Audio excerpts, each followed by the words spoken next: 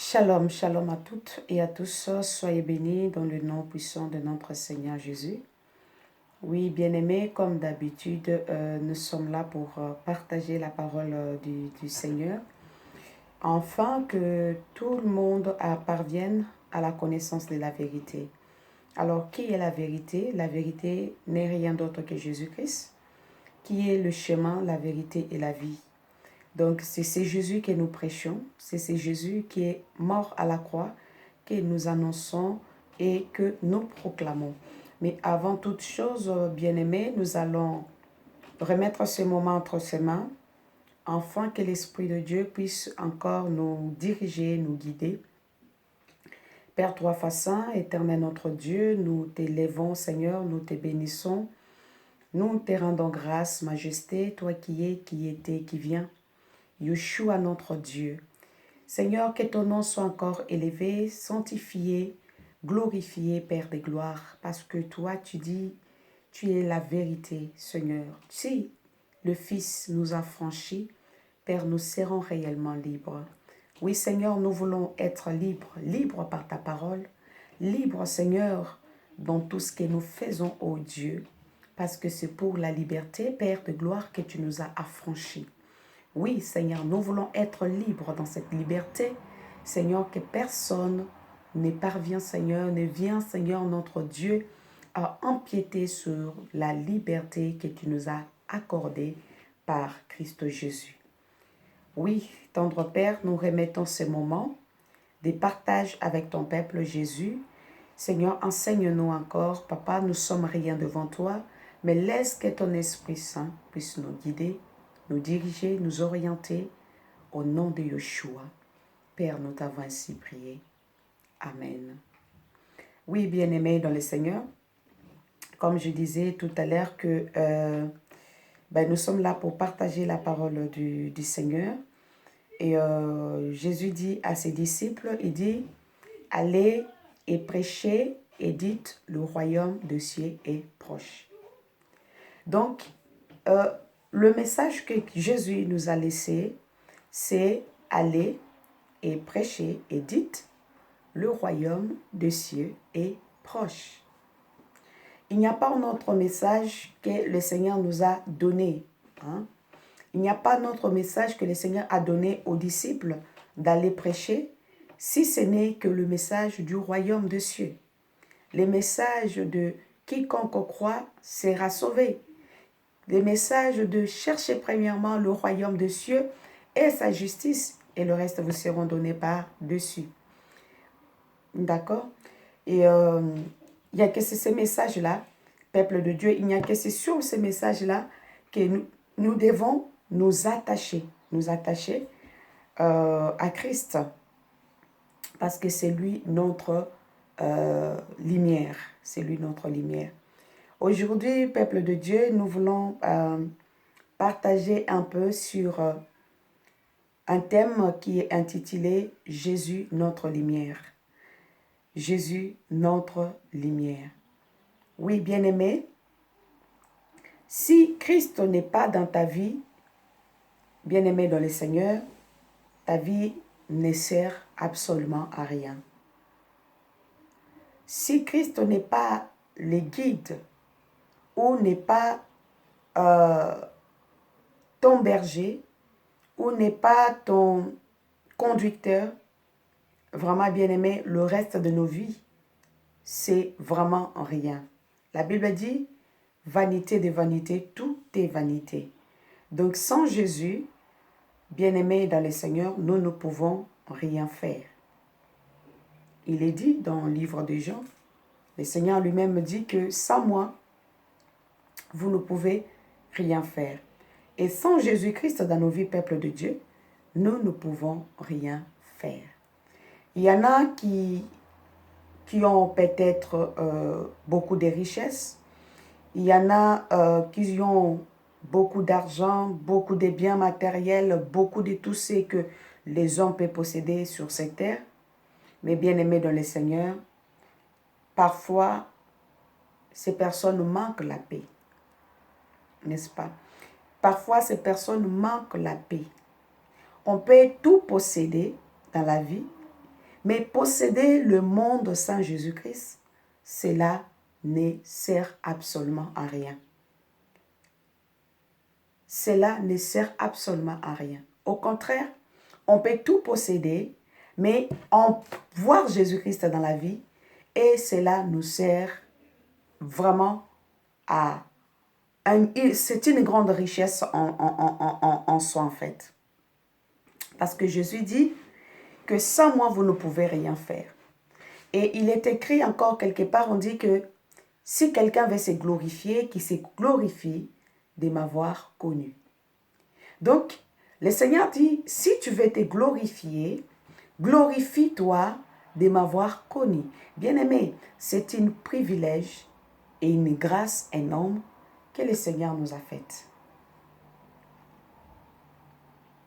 C'est vraiment une grâce que le Seigneur nous a faite d'être appelés enfants de Dieu. C'est une grâce. Cela n'est pas donné à tout le monde. Mais être enfant de Dieu, c'est une grâce. C'est une grâce. Mais toi qui n'as pas encore connu le Seigneur ou qui n'as pas encore reçu Jésus dans ta vie, bien-aimé dans le Seigneur, il n'y a rien d'autre dans ce monde qui peut t'apporter le bonheur. Il n'y a rien d'autre dans ce monde qui peut t'apporter la solution, qui peut t'apporter la paix. Jésus dit, je suis le prince de paix. Il est le prince de la paix. Il est le prince de la paix. Aujourd'hui, le monde manque la paix parce que le monde a rejeté le prince de la paix. Le monde manque la paix parce que le monde a rejeté le prince de la paix. C'est lui qui procure la paix. C'est Jésus. Eh bien, si on n'a pas Jésus dans nos vies, bien aimé, on peut avoir tout ce que le monde peut nous donner. On peut avoir des richesses, de l'argent, des voitures, des maisons, des villas et toutes ces choses-là. Mais si nous manquons Christ dans nos vies, cela ne nous sert à rien, bien-aimés dans le Seigneur. D'où il est important de donner sa vie au Seigneur. Donner sa vie au Seigneur, cela signifie se remettre à Dieu. C'est donner à Dieu et laisser la place de Dieu, laisser la place à Jésus-Christ de te diriger, laisser la place à Christ de te conduire. Oui, bien-aimé, la vie sans Jésus, c'est une vie perdue. C'est une vie sans vie en fait. Parce que tu ne sais pas où tu vas, tu ne sais pas comment tu vis. En fait, tu vis dans le néant. Amen. Mais aujourd'hui, nous allons parler de Jésus, notre lumière. Jésus qui est la lumière du monde. Jésus est la lumière. Nous allons prendre, bien-aimés dans le Seigneur, et cela est écrit depuis le commencement. La Bible nous dit que au commencement, Dieu créa le ciel et la terre. Nous prenons dans le livre de Genèse chapitre 1 et nous lisons verset 1. La Bible dit qu'au commencement, Dieu créa le ciel et la terre. La terre était informe et vide. Il y avait des ténèbres. Il y avait des ténèbres à la surface de l'abîme. Et l'Esprit de Dieu s'est mouvé au-dessus des eaux. D'accord? Donc, la terre était informe. C'est-à-dire, la terre n'avait pas la forme. Bien-aimé, quelqu'un qui n'a pas Christ dans sa vie, c'est une personne qui est informe et vide. C'est une personne qui est informe et vide. Parce que la Bible dit, La terre était informe et vide, et il y avait des ténèbres à la surface de l'abîme. Et l'Esprit de Dieu s'est mouvé au-dessus des eaux. L'Esprit de Dieu s'est mouvé au-dessus des eaux. Alors, où est-ce que l'Esprit de Dieu peut habiter? L'Esprit de Dieu n'habite que dans l'homme que Dieu a créé. L'Esprit de Dieu n'habite jamais dans les animaux. L'Esprit de Dieu n'habite pas dans les arbres. L'Esprit de Dieu habite que dans l'homme que Dieu a créé.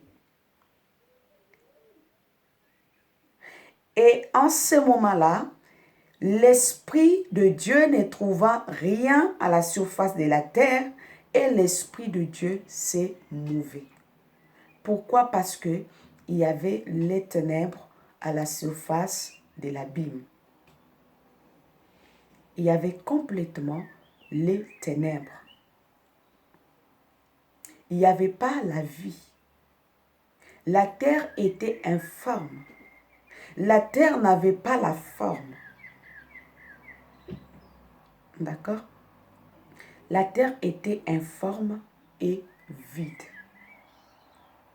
Quelqu'un qui est sans Jésus, cette personne est informe et vide. Parce que l'Esprit de Dieu n'est pas en lui. Eh bien, quelque chose qui est informe et vide, dedans, il n'y a que les ténèbres qui règnent dedans. Dedans, il n'y a que le démon qui peut siéger dedans. Là où il y a les ténèbres, la Bible dit que les ténèbres, il y avait des ténèbres à la surface de l'abîme. Les ténèbres à la surface de l'abîme. Et l'Esprit de Dieu s'est mouvé. Mais Dieu dit que la lumière soit, et la lumière fut. Bien-aimé dans le Seigneur. Là où il y a le ténèbre, il y a toujours la lumière qui s'élève. Là où il y a des difficultés, il y a toujours la solution qui arrive. Et cette lumière, c'est Jésus de Nazareth. Cette lumière, c'est Jésus qui est venu sur la terre pour sauver l'humanité qui était plongée dans les ténèbres profondes. La Bible dit que les ténèbres étaient à la surface de l'abîme. Et l'Esprit de Dieu cherchait, il s'est mouvé, il cherchait là où il devait habiter, mais trouvant personne. Mais Dieu se lève et dit que la lumière soit. Et la lumière fut. Et la Bible dit que Dieu sépara la lumière d'avec les ténèbres. Il y a des gens qui disent qu'ils ont donné leur vie au Seigneur, qui ont accepté Jésus comme Seigneur et Sauveur dans leur vie, mais ils sont entre les ténèbres et la lumière. C'est-à-dire, ils ont un pied dedans et un pied dehors. Alors qu'avec Dieu, on ne peut pas être tiède, ni chaud, ni froid. Soit tu es chaud, soit tu es froid. La Bible dit dans Apocalypse, « Si tu n'as ni chaud ni froid, je te vomirai de ma bouche. »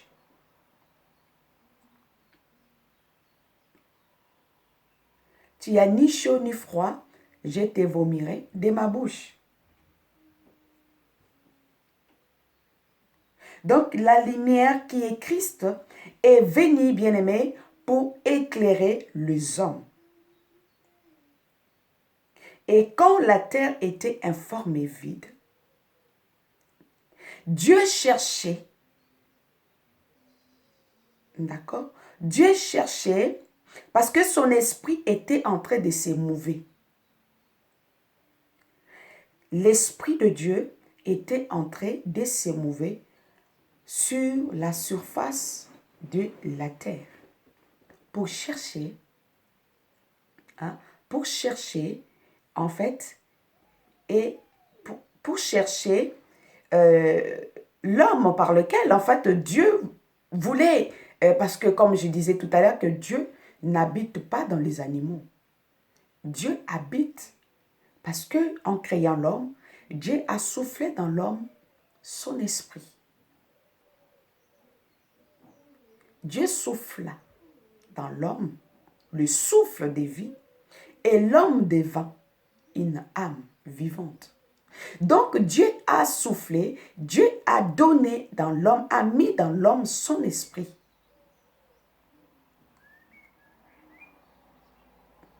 Mais l'homme était devenu informe et vide.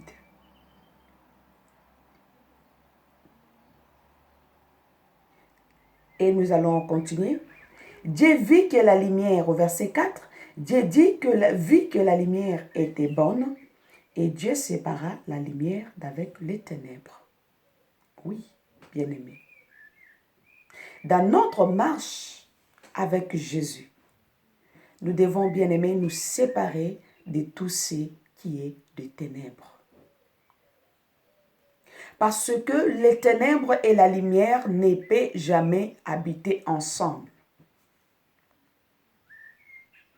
Les ténèbres et la lumière ne peuvent jamais s'associer. Les ténèbres et la lumière ne peuvent jamais habiter ensemble, bien-aimés dans le Seigneur. C'est chose impossible. Les ténèbres et la lumière ne peuvent jamais habiter ensemble.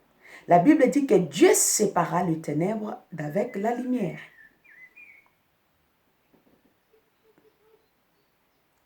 Et nous savons qui est le ténèbre et nous savons qui est la lumière.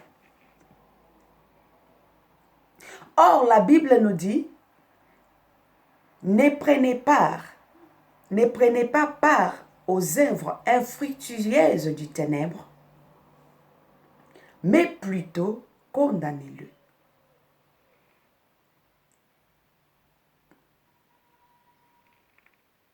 Il y a des enfants de Dieu, malgré ils ont goûté à la lumière de Christ, mais ils veulent toujours demeurer attachés aux choses des ténèbres.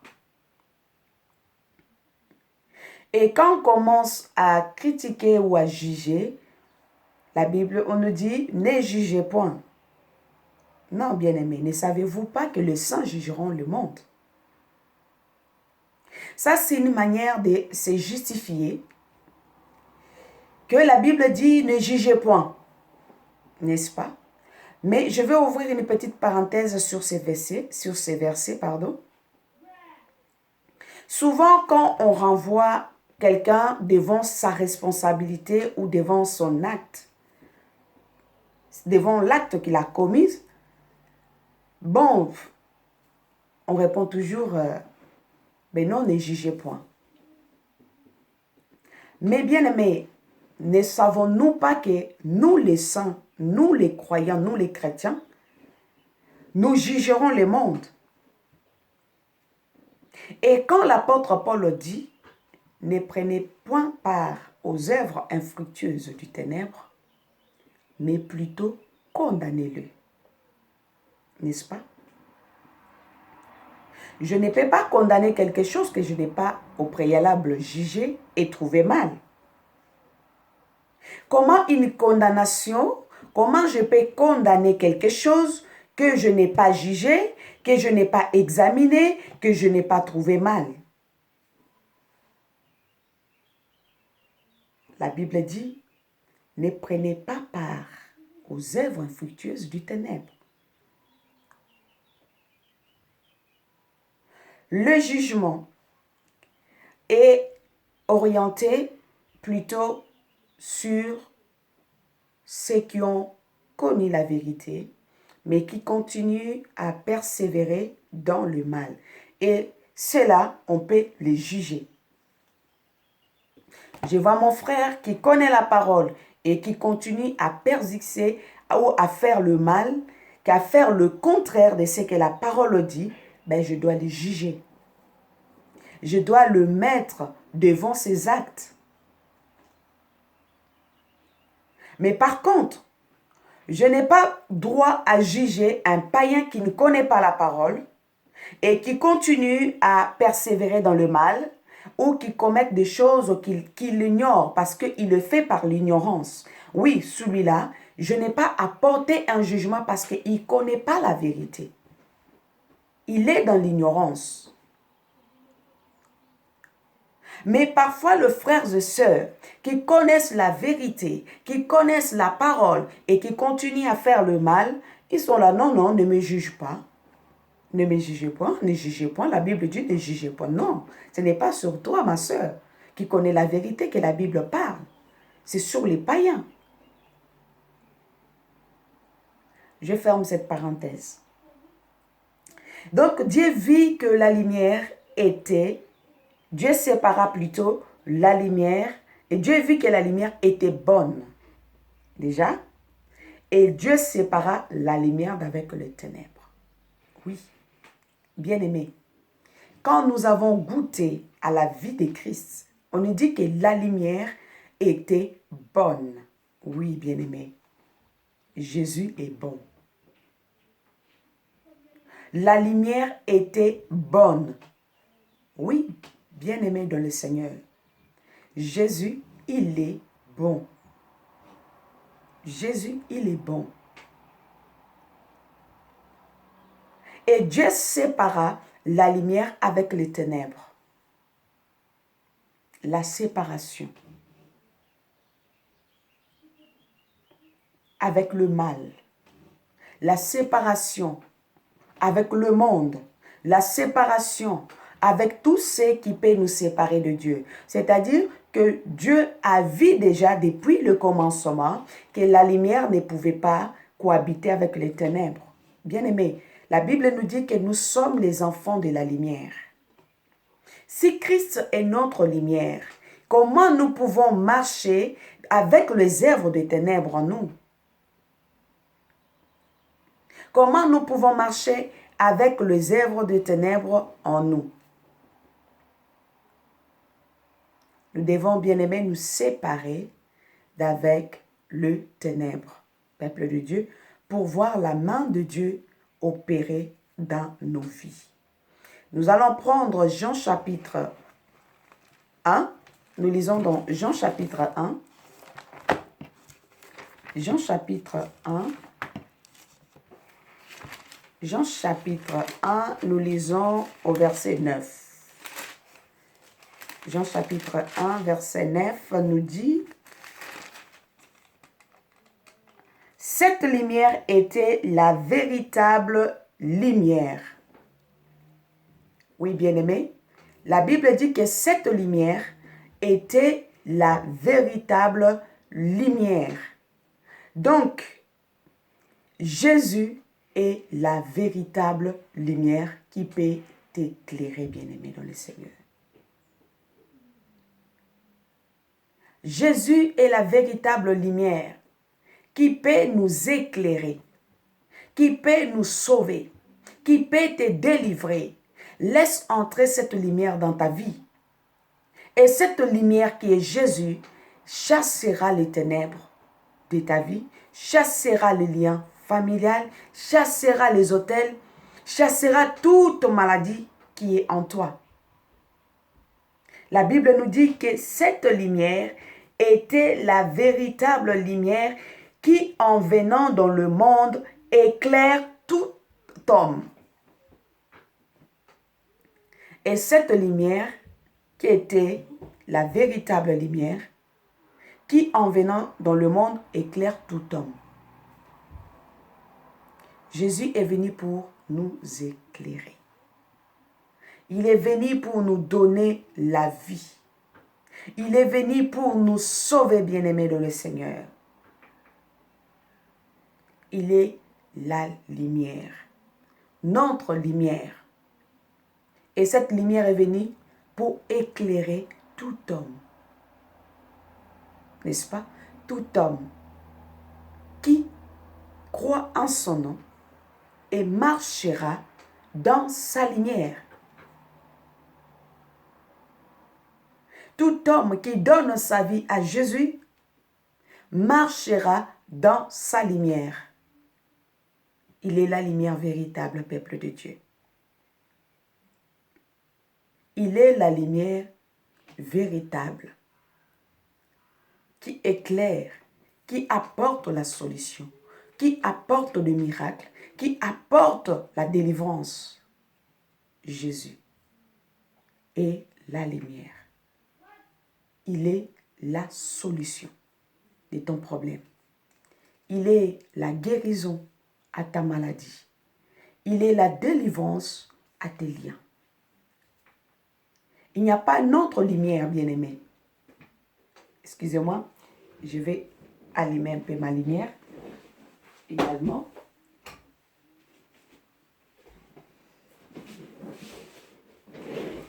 Nous n'avons pas une autre lumière qui peut nous éclairer, bien-aimé, si ce n'est que la lumière de Jésus-Christ. Nous n'avons pas une autre lumière qui peut nous éliminer si ce n'est que la lumière de Yeshua, Jésus. Il est notre lumière, n'est-ce pas?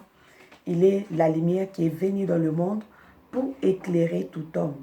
Et tout homme qui choisit de marcher dans la lumière de Christ, de demeurer dans la lumière de Christ, bien-aimé, il marchera dans cette lumière et cette lumière sera sa lumière pour toujours. La Bible nous dit dans le livre d'Ésaïe, le Seigneur dit que ça ne sera plus le soleil qui t'éclairera le jour, ni la lune qui t'éclairera la nuit, mais Yahweh ton Dieu sera ta lumière pour toujours. Imaginons, peuple de Dieu, que Jésus-Christ seul soit ta lumière. Quel démon qui peut combattre la lumière qui est en toi? Quel sorcier qui peut combattre la lumière que Christ a placée en toi? Jésus est notre lumière. Il est vraiment notre lumière véritable. Il est vraiment la solution à nos problèmes. Il est vraiment la délivrance à nos liens. Il est vraiment la guérison à nos maladies, bien-aimés. Parce qu'il est la lumière. Il suffit seulement de lui donner ta vie. Il suffit seulement d'inviter cette lumière de Jésus-Christ d'entrer dans ta vie et tu verras le miracle. Et tu verras la solution à ton problème. Et tu verras la guérison à ta maladie parce qu'il est la solution. Il dit que cette lumière, en venant dans le monde, éclaire tout homme. Et dans Ésaïe 61, on nous dit que « Lève-toi, sois éclairé, car ta lumière arrive. » Ta lumière est déjà là. Et cette lumière, c'est Jésus. Ta lumière est déjà là. Cette lumière, c'est Yeshua. Bien-aimés, confions-nous dans la lumière de Christ. Confions-nous à l'Éternel, notre Dieu. La Bible dit, confiez-vous à l'Éternel, votre Dieu, et vous réussirez. Confiez-vous à l'Éternel, votre Dieu, et vous réussirez. Que Yahweh, mon Dieu, vous bénisse, qui vous accorde sa lumière, qui vous accorde la solution à vos problèmes, qui vous accorde la guérison à vos maladies, qui vous accorde la grâce dans le nom de Jésus. Soyez bénis, peuple de Dieu, et que le Seigneur vous bénisse.